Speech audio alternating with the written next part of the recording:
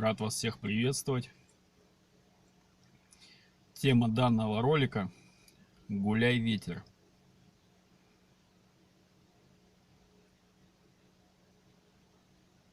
Если мы обратим внимание на природу планеты Земля за последние несколько лет, то увидим, как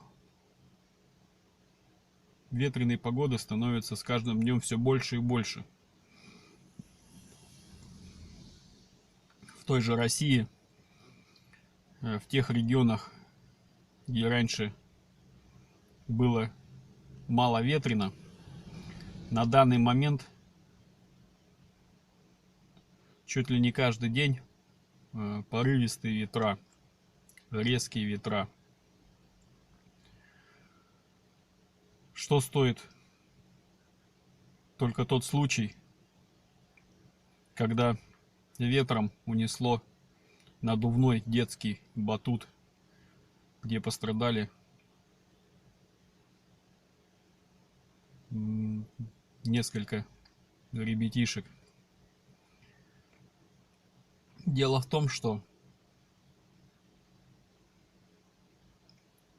издревле к ветру относились с уважением, с почтением, так же, как и к матери земле, так же, как к водице сестрице, так же, как к огню. Ко всей природе относились уважительно, и это уважение было за счет знаний, за счет того, что люди знали свойства природы, понимали. Соответственно, ветер, вода, огонь, земля, они также уважительно относились и к людям. То есть было взаимоуважение. И вот оказывается, у ветра тоже есть место обитания. То есть место там, где он может спокойно побыть. Там, где он может получить питание, определенную энергию. Там, где он может гулять. То есть у него тоже есть свое место. Так же, как у всех из нас. Должен быть дом, должно быть место для ночлега, для отдыха, прием пищи. В природе все то же самое. Я, конечно, сейчас рассказываю очень простым языком, простыми словами, для того, чтобы было понятно как можно большему количеству людей. Да, это может быть выглядеть как сказка, кто-то скажет бред очередной. Но дело в том, что факты говорят за себя. Та ветреная погода, которая бушует по всей планете, в том числе сейчас и в России, начинает бушевать. Это факт. И вот дом ветра это лес. Да, именно в лесу покоится ветер. Он может там спокойно находиться.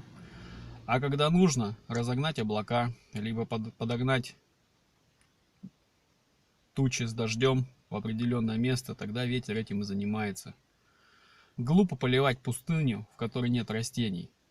Также то же самое, что если, представьте, у вас дачный участок, на котором растет сорняки, неужто вы будете их поливать, тратить свое время, брать лейку, либо шланг и поливать сорняки.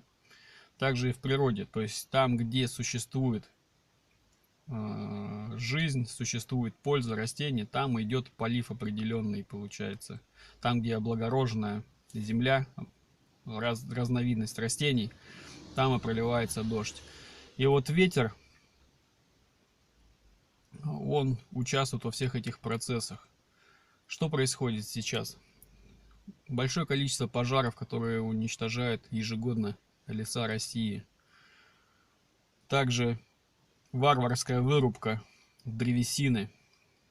Очень много видео, как в Китай эшелонами уходит русский лес.